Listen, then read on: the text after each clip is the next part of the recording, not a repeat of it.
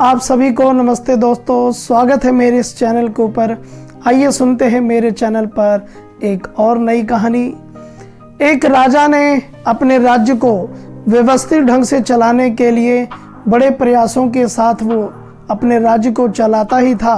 साथ के साथ जो कुछ धन थे, सोने चांदी हीरे जवाहरात, एक जंगल के अंदर एक गुप्त खजाना बनवा रखा था, जिसके अंदर कई सारा धन जो है वो उसके अंदर छुपा करके रखता था। धीरे धीरे समय व्यतीत होता गया और उस खजाने की दो चाबियां बनाई हुई थी कि जो तो एक स्वयं के पास रखता था और दूसरी चाबी अपने भरोसेमंद एक मंत्री को दे रखी थी। तो कभी कभी वो मंत्री को भेज दिया करते थे कि वहाँ सारी व्यवस्थाएं देख करके आओ, कोई उस जंगल में किसी और ने उस गुप्त खजाने को देख तो नहीं रखा है।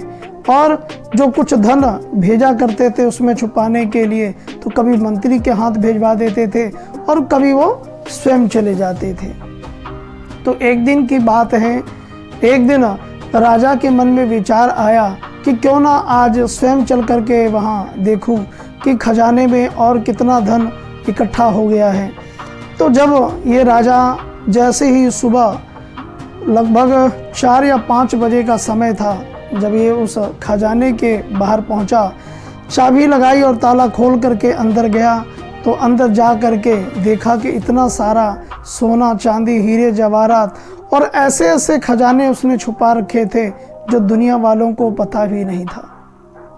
तो इस प्रकार से वो उन खजानों को देखने में व्यस्त हो गया और देखते देखते इतना मंत्रमुग्ध हो गया कि उसे पता ही नहीं चला कि मैं पीछे दरवाज़ा खोल करके ऐसे अंदर में देखने के लिए खड़ा हूँ। और बाहर अचानक से मंत्री जी आए और जब दरवाज़ा खुला देखा तो मन के अंदर विचार आया कि हो सकता है कुछ दिन पहले ही यहाँ मैं देखने के लिए आया था और लगता है मुझसे ही ये दरवाज़ा खुला रह गया। और जल्दबाजी में उसने वो दरवाजे को ताला चाबी लगा करके वहाँ से चला गया। जब ये चला गया तो अंदर में जब राजा का मन भर गया सोने चांदी इत्यादि देखने के बाद, तो जब वो बाहर निकलने के लिए दरवाजे के पास पहुंचा तो क्या देखता है कि बाहर से ये ताला लगा हुआ है। इसने जोर जोर से आवाज़ लगाई लेकिन किसी ने आवाज़ नहीं सुनी। क्यों? क्योंकि वो तो एक वीरान जंगल के अंदर खजाना बना हुआ था। तो ये दरवाज़ा पीटता रहा। सुबह से शाम हो गई, अभी तक कोई भी वहाँ पर नहीं आया। अब वो कभी हीरे जवाहरात को देखता और उनसे कहता कि तुम्हें मेरी भूख मिटा दो, तुम्हें मेरी प्यास मिटा दो। इस प्रकार से बोलता रहा और कभी वो बेहोशी की अवस्था में पहुंच जाता, फिर होश में आता और इस प्रकार से वो फिर उन्हीं खजानों से बातचीत करता।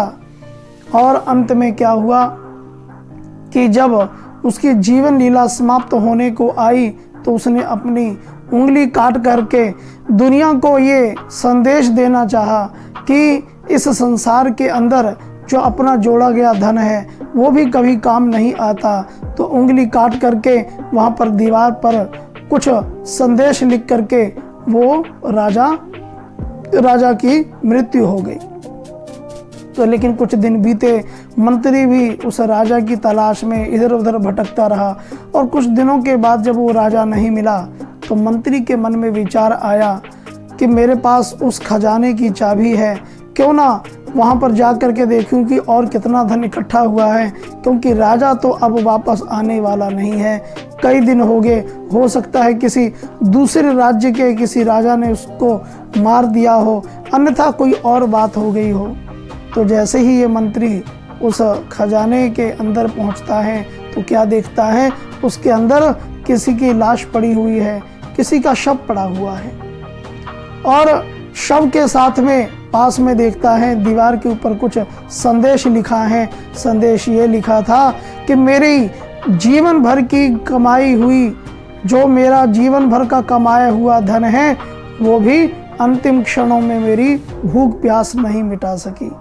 तो प्यारे दोस्तों, उस राजा ने एक बहुत बड़ा संदेश दिया कि जिस खजाने के लिए, जिस पैसे के लिए, जिस धन के लिए हम इतना मारा मारी करते हैं, ईर्ष्या द्वेष करते हैं, अथवा संसार के अन्य रिश्तों को हम दरकिनार कर देते हैं और कोई भी व्यक्ति वहाँ पर काम नहीं आता। इसलिए हम अगर इकट्ठा करना चाहते ही हैं तो कुछ ऐसी वस्तुएं इकट्ठा करें जो जीवन में काम आने वाले हैं, जो हमारे अच्छे रिश्ते हैं, जो हमारे दुख में काम आने वाले हैं। अगर जो दुख में काम आ गया तो समझिए वही सच्चा मित्र है।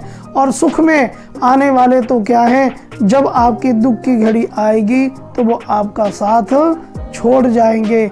इसीलिए जीवन के अंदर कुछ पुण्य इस प्रकार के कमाते जाएं कि जिसके अंदर लोभ ना हो, कुछ जिसके अंदर लालच ना हो। इन शुभकामनाओं के साथ ईश्वर सबको सद्बुद्धि दे। आप सबका बहुत बहुत धन्यवाद।